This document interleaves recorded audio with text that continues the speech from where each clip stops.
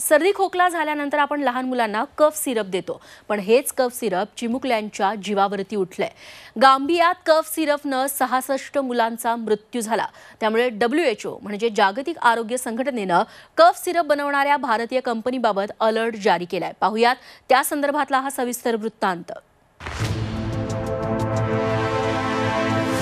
मुलांना cough syrup देताय, सावधान।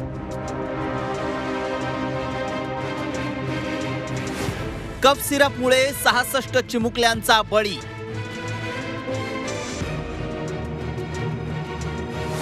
भारतीय कंपनी WHOच्या रडारवर। लहान मुलांना सर्दी खोकला झाला तर आपण सर्रासपणे कफ सिरप देतो। डॉक्टरही लहान मुलांना कफ सिरप पाजण्याचा सल्ला देतात। मात्र गांबियात याच कफ सिरपनं 66 चिमुकल्यांचा बळी घेतलाय। त्यानंतर WHO अर्थात जागतिक आरोग्य संघटनेनं कफ सिरप बनवणाऱ्या भारतीय कंपनीवर प्रश्नचिन्ह उपस्थित केलंय। गांबियात मरण पावलेल्या मुलांची किडनी निकामी झाल्याचं आढळून आलंय। त्यामुळेच WHOनं या कफ सिरप कंपनीची 4ही उत्पादनं सुरक्षित नसल्याचा इशारा दिलाय।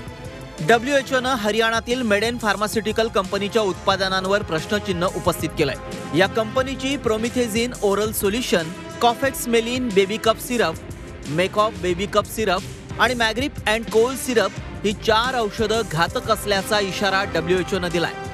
या कंपनीमार्फत बनवण्यात आलेल्या कफ सिरपमध्ये इथिलीन ग्लायकोल आणि डायथिलीन ग्लायकोलचा वापर करण्यात आलाय।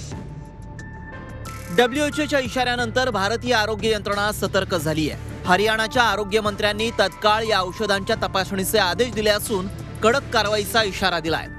इसके सैंपल लेके जो सेंट्रल ड्रग लेबोरेटरी है कैलकाटा में, वहां पर सैंपल भेजे गए हैं।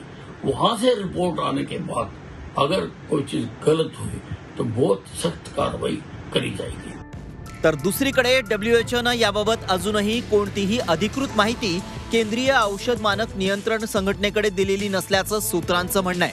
मात्र WHOच्या इशाऱ्यानं देशात खळबळ माजली आहे। या बातमीनं सगळ्या पालकवर्गाची चिंता वाढली आहे। त्यामुळे आपल्या मुलांना कफ सिरप देण्यापूर्वी विचार करा। तज्ञ डॉक्टरांचा सल्ला घेऊनच त्यांना औषधं द्या। ब्युरो रिपोर्ट, झी24 तास। मराठ्यांची तळपती तलवार म्हणजे झी24 तास।